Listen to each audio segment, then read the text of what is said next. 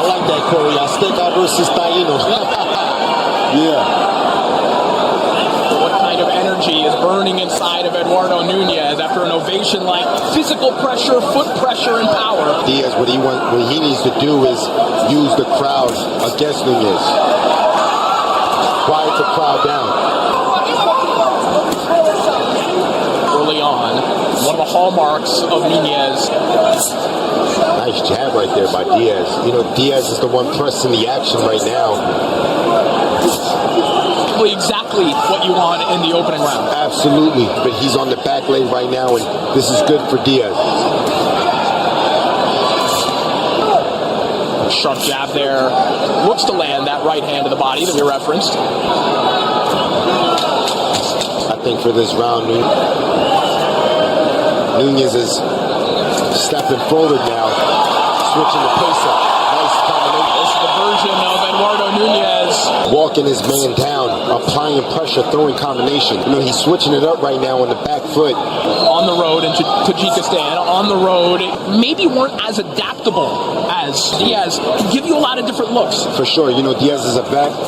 He knows the craft, he knows what he's doing, so you can't make a mistake, especially early in the fight. Nice counter shot right there by Diaz, because Diaz is looking for the counter.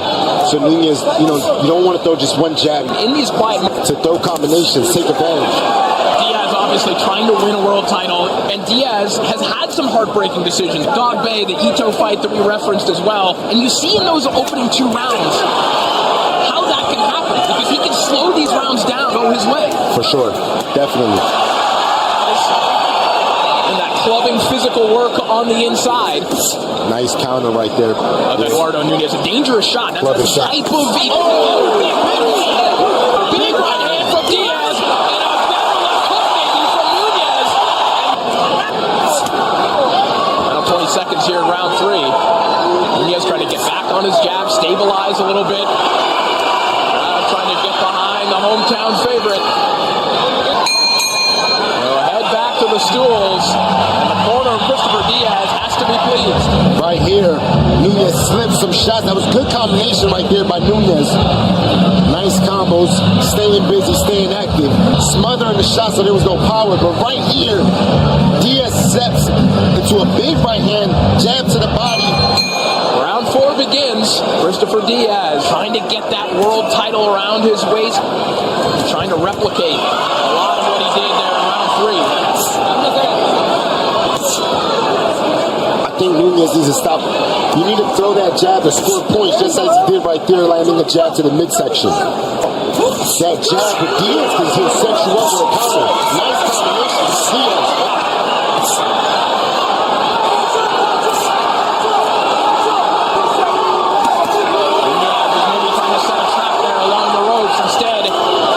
To his bread and butter, down to the body on the inside. There's that right hand to the body. That is what sets everything up for Nunez if he can get it working.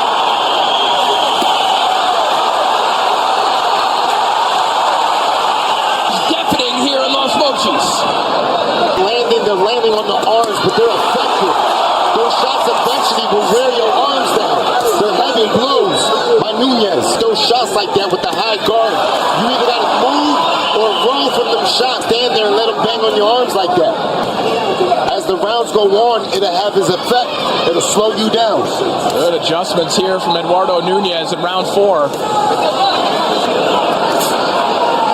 And if that's what Diaz is giving you, Nunez has to keep attacking and letting his hands go.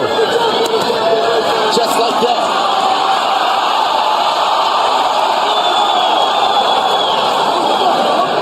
Nunez starting to get to the real estate where he wants to operate.